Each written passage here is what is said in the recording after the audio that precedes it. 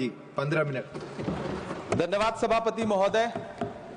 कभी सुदामा पांडे धूमिल जी ने कहा था कि एक आदमी रोटी बेलता है, एक आदमी रोटी खाता है, एक तीसरा आदमी भी है जो न रोटी बेलता है न रोटी खाता है, वो सिर्फ रोटी से खेलता है। वो तीसरा आदमी कौन है? मेरे देश की संसद मौन है। सभापति महोदय, वो भी क्या दिन थे जब संसद में देश का बजट पेश होता था तो देश की सड़कें ठहर जाया करती थीं।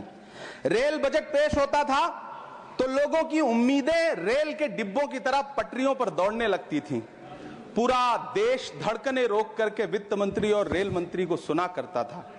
अफसोस, अब बजट पेश हो जाता है, मीडिया चैनल सरकार का महिमा मंडन करते हैं और बेचारी जनता बजट के आंकड़ों के शब्द जाल में उलझी हुई महीनों बाद समझ पाती है कि उसका तो फिर से कट गया। सभापति महोदय, पिछले 2 साल अमृतकालीन बजट पेश किए गए और इस बार एक नई शब्दावली गढ़ी गई है, तुष्टीकरण बनाम संतुष्टीकरण का बजट। सभापति महोदय, सुनने में कितना अलंकारिक लगता है ये शब्द। सोच रहा हूं देश की वित्त मंत्री और प्रधानमंत्री जी से पूछूं कि आखिर किसकी संतुष्टि? जिस बजट में मनरेगा के लिए 1 रुपए की बढ़ोतरी ना हो, वही पुराना 86,000 करोड़, जबकि पहले ही 9,754 करोड़ का घाटा हो, जिस मनरेगा से करोड़ों मजदूरों के घर में चूल्हा जलता हो, उस मनरेगा में काम करने वाले गरीब मजदूरों के लिए अगर आपके खजाने से 1 रुपया भी इजाफी नहीं निकल सका तो भला कौन संतुष्ट हुआ साहब? इस देश का गरीब मजदूर या आपके उद्योगपति दोस्त? वो जो महाराष्ट्र में लोकसभा और विधानसभा के बीच में 40 लाख मतदाता बढ़ाए गए थे, अरे उन्हीं के लिए मनरेगा का थोड़ा सा बजट बढ़ा देते। क्या उसमें मनरेगा का एक भी मजदूर नहीं था? 40 लाख लोगों में सारे के सारे 12 लाख की छूट वाले से आगे के लोग थे। सभापति महोदय, कल जब वित्त मंत्री जी देश की संसद में भाषण दे रही थी तो वहां मुंबई में कोई गरीब इंसान जब अपनी जेब टटोल करके अपनी मोटरसाइकिल में 1 लीटर पेट्रोल भरवा रहा था तो उस पेट्रोल की कीमत थी 103 रुपया प्रति लीटर। आखिर इतना महंगा पेट्रोल डीजल खरीद के कौन संतुष्ट हो रहा है? इस देश के गरीब लोग या फिर सरकार के चहेते धन्ना सेठ? सभापति महोदय, वित्त मंत्री जी इस बजट को मध्यम वर्ग को संतुष्ट करने वाला बजट बता रही हैं। अरे मैडम, हम आप यहां पर बैठे रहते हैं और वहां बाहर इसी दिल्ली में 1 लीटर दूध, चाहे वो अमूल का हो या फिर मदर डेयरी का हो, उसकी कीमत 73 रुपए लीटर है। इतना महंगा बेच करके कौन संतुष्ट हो रहा है? गरीब जनता या आपके धन्ना सेठ दोस्त? सभापति महोदय, इस सरकार का बाजार और महंगाई पर कोई नियंत्रण नहीं रह गया है। चाहे देश में लहसुन 400 रुपए किलो बिक जाए, टमाटर 100 रुपए किलो बिक जाए, प्याज का दाम सुनकर आंखों में आंसू आ जाए, लेकिन वित्त मंत्री महोदया बजट में महंगाई का मां भी नहीं बोलती हैं। बच्चों की किताब और पेंसिल तक पर टैक्स लगाने वाले सरकार से मैं पूछना चाहता हूं कि आप मध्यम वर्ग का हितैषी बताते हैं खुद को, तो शर्म नहीं आती है? खुद को धार्मिक कहने वाली सरकार भगवान श्री कृष्ण के प्रिय खाद्य पदार्थों दही और मक्खन तक पर जीएसटी लगाती है और बात करती है मध्यम वर्ग की हिमायती होने की। जिंदा रहते हुए जनता से हर चीज पर टैक्स वसूलने वाली यह सरकार कम से कम मरने पर तो लोगों को बख्श देती, लेकिन नहीं, वहां भी लूटना है। अंतिम संस्कार के सामान, अगरबत्ती, धूप बत्ती, केवड़ा जल, चंदन पाउडर, जौ, बताशा, काला तिल, पंचरत्न, कपूर और कफन तक पर टैक्स लेने वाली यह सरकार किस मुंह से खुद को मध्यम वर्ग का हितैषी बताती है? कौन सी संतुष्टि? किसकी संतुष्टि? कदम कदम पर टैक्स देकर लूटने वाली जनता की या फिर जनता से टैक्स वसूल करके धन्ना सेठों का खजाना भरने वाली सरकार की?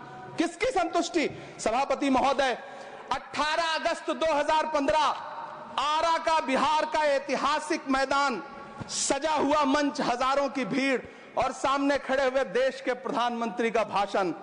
बिहार के भाइयों बहनों, आज मैं बिहार के लिए पैकेज की घोषणा कर रहा हूं। 50,000 करोड़ कर दूं कि ज्यादा कर दूं? अखिलेश भाई, 60,000 करोड़ कर दूं कि ज्यादा कर दूं?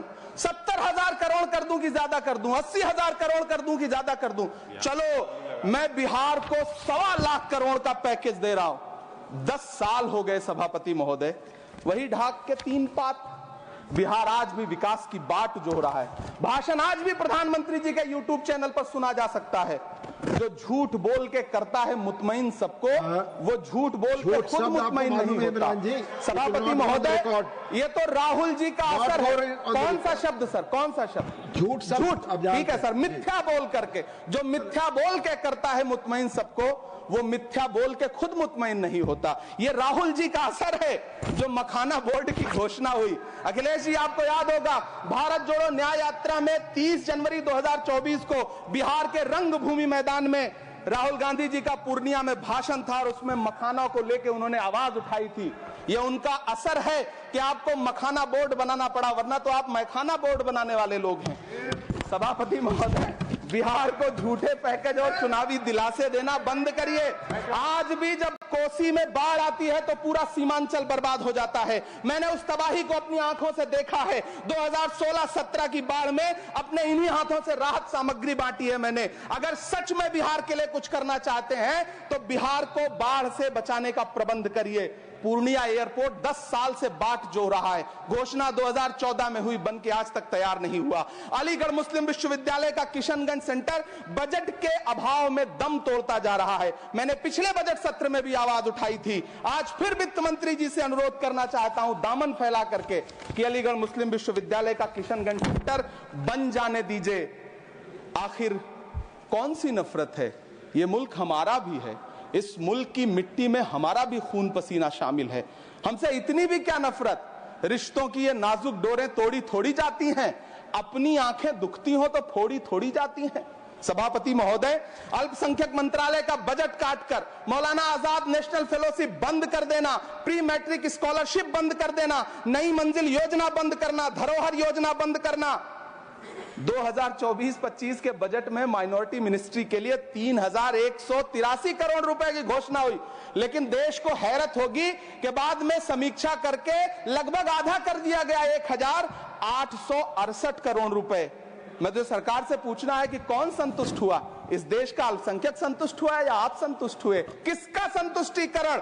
सभापति महोदय, मैं प्रधानमंत्री जी से कहना चाहता हूं कि आप ही ने 1 मार्च 2018 को किंग अब्दुल्ला को, जॉर्डन के किंग अब्दुल्ला को मेहमान बना करके इसी दिल्ली में एक कॉन्फ्रेंस में कहा था कि मैं मुसलमानों के एक हाथ में कंप्यूटर और दूसरे हाथ में कुरान देना चाहता हूं। कंप्यूटर देने की बात तो छोड़िए, पढ़ाई के लिए जो स्कॉलरशिप मिल रही थी उसको भी छीन लिया आपने। किसको संतुष्ट करने के लिए? हम समझते हैं इस साजिश को। आप माइनॉरिटी मिनिस्ट्री का बजट काटते काटते एक दिन मिनिस्ट्री को ही बंद कर देना चाहते हैं। वो जहर देता तो सबकी नजर में आ जाता, सो ये किया कि हमें वक्त पर दवाएं न दी। सभापति महोदय, मैं तो वित्त मंत्री जी से पूछना चाहता हूं आपके माध्यम से कि शायद आपको पता ही नहीं है कि गृहस्थी चलाने वाली एक गृहिणी की मुश्किलें क्या क्या होती हैं। आपने कभी सोचा भी नहीं होगा कि जब वो किचन में सब्जी बनाने के लिए कढ़ाई में तेल डालती है तो उसके साथ उसके आंसू भी गिरते हैं। सभापति महोदय, शायद उन्हें पता भी ना हो कि एक छोटी सी गाड़ी और एक छोटे से फ्लैट का EMI भरने के बाद इस देश का एक गरीब इंसान जब अपने बच्चों की फीस भरने के बारे में सोचता है तो उसे कितनी खुशियों का गला घोंटना पड़ता है। शायद उनको पता भी नहीं है कि फसल बेच करके बिटिया की शादी का सपना सजाने वाला किसान जब अपनी फसल बर्बाद देखता है तो कितनी रातें सो भी नहीं पाता है। सभापति महोदय, शायद वो कभी इस पीड़ा को समझ ही नहीं पाएंगी कि परिवार के किसी एक सदस्य को कैंसर जैसी बीमारी हो जाए तो घर और जमीनें गिरवी रख उठती हैं, लेकिन इलाज नहीं हो पाता। सभापति महोदय, इसी देश की संसद में कभी स्वर्गीय सुषमा स्वराज जी ने कहा था कि जब देश की करेंसी गिरती है तब देश की प्रतिष्ठा गिरती है। एक तरफ कोलंबिया जैसा छोटा सा देश और उसके प्रधानमंत्री गुस्तावो पेत्रो खड़े हैं जो कोलंबिया के नागरिकों को हथकड़ी लगाकर लाने वाले जहाज को अमेरिका बैरंग वापस लौटा दे रहे हैं, और दूसरी तरफ हमारे प्रधानमंत्री जी खड़े हैं जो बेड़ी और हथकड़ी लगा करके लाए गए बेटों के अपमान पर एक शब्द नहीं बोल रहे। सभापति महोदय, मैं इतिहास के पन्ने पलट रहा हूं, मुझे 2 किरदार याद आ रहे हैं। एक तरफ निक्सन के 7वें बेड़े की धमकियों के सामने लोहे की तरह अडिग इंदिरा गांधी खड़ी हैं, तो दूसरी तरफ खुद ही नमस्ते ट्रंप का नारा लगाते हुए प्रधानमंत्री जी खड़े हैं। मेरे कानों में सुषमा स्वराज जी की आवाज गूंज रही है। बहुत कम बोलने वाले डॉक्टर मनमोहन सिंह ने बहुत ज्यादा बोलने वाले प्रधानमंत्री जी को जब देश की बागडोर सौंपी थी तो $1 58 का था। आज 85 से 87 के बीच में झूल रहा है। इन दिनों रुपए की अहमियत गिरती है तो न तो देश की प्रतिष्ठा गिरती है, न प्रधानमंत्री की गरिमा। जिस देश में 80 करोड़ लोगों को 5 किलो राशन के लिए कतारों में लगना पड़ता हो, उस देश में यह सरकार 12 लाख तक के टैक्स न लेने के लिए अपनी पीठ थपथपा रही है। हुकूमत इस कदर आवाम पर एहसान करती है, ये आंखें छीनती है और चश्मे दान करती है। सभापति महोदय, महाराष्ट्र का भिवंडी हो, मालेगांव हो, इचलकरंजी हो, यूपी का बनारस हो, मुआयमा हो, मुबारकपुर हो, रांची का छोटा नागपुर हो, बिहार का भागलपुर हो, हर जगह बुनकरों की उम्मीदें तोड़ रही हैं, लेकिन इस सरकार के पास उनके लिए कुछ भी नहीं है। मुरादाबाद का पीतल उद्योग, कानपुर का चमड़ा उद्योग, सहारनपुर का लकड़ी उद्योग, फिरोजाबाद का चूड़ी उद्योग, अलीगढ़ का ताला उद्योग, सब सरकारी प्लानिंग से तबाह हो रहे हैं। इन तमाम के बीच सरकारी सपोर्ट से बस एक उद्योग फल फूल रहा है, नोएडा का नफरत उद्योग। सभापति महोदय, जिस देश में 40 से 45% मेडिकल फैकल्टी की सीट खाली हो, वहां बजट में 75,000 नए मेडिकल सीट्स का ऐलान हो रहा है। सरकार बहादुर, कम से कम इस देश के पढ़े लिखे युवाओं को तो मूर्ख समझना बंद करिए। वो अब तिजारती पहलू निकाल लेता है। पहले 7500 मेडिकल सीट्स बाद में बनाइएगा, पहले जो एम्स में 2161 पद खाली पड़े हैं उनको तो भर दीजिए। वो अब तिजारती पहलू निकाल लेता है। मैं कुछ कहूं तो तराजू निकाल लेता है। मैं इसलिए भी तेरे फन की कद्र करता हूं तो झूठ बोल के आंसू निकाल लेता है। सभापति महोदय, फिर झूठ आया है, मैं उसे मिथ्या कर दे रहा हूं। शायरी में बार बार आ जाता है, क्या करूं महोदय।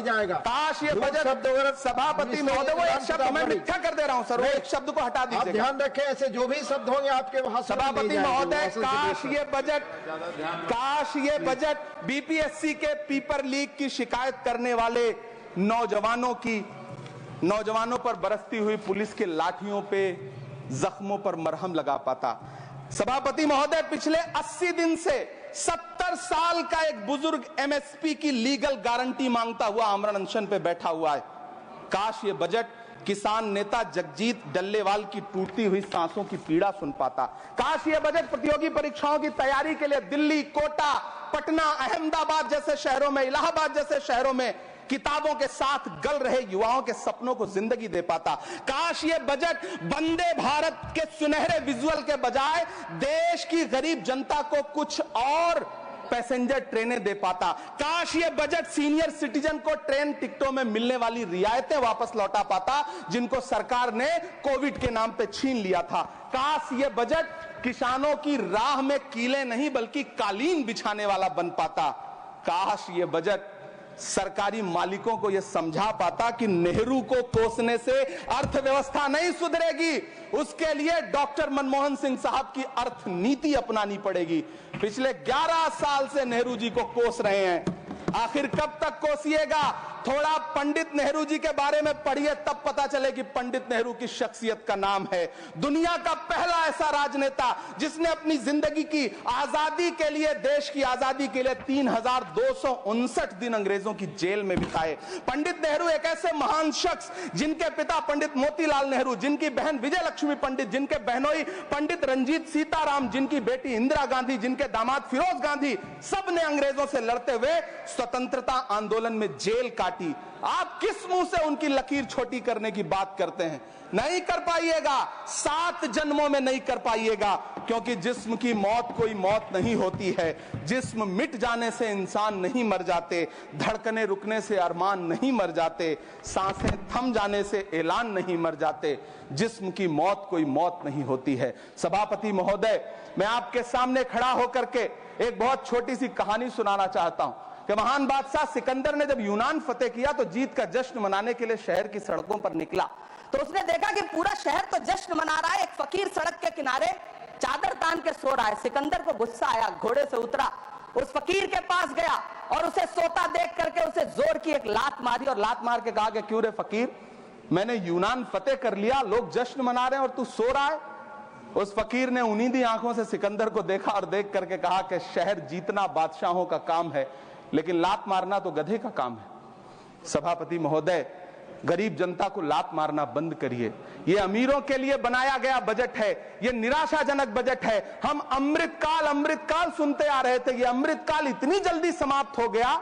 कि अब अमृत काल का कोई नाम तक नहीं लेना चाहता है। इसलिए मैं इस सदन में खड़ा होकर के देश की वित्त मंत्री महोदया से कहना चाहता हूं कि आपने अल्पसंख्यकों के बजट में जो कटौती की है उसको बहाल करिए। आपने मनरेगा को जो स्थिर रखा है उसका घाटा 9,754 करोड़ है, कम से कम उतना बढ़ा करके फिर से उसे बहाल करिए। नौजवानों के लिए रोजगार दीजिए, किसानों को एमएसपी की लीगल गारंटी दीजिए। यही मैं आपसे अपील कर रहा हूं। धन्यवाद सर, आपने इतना जो समय दिया उसके लिए शुक्रिया। माननीय श्री बाल योगी उमेश नाथ।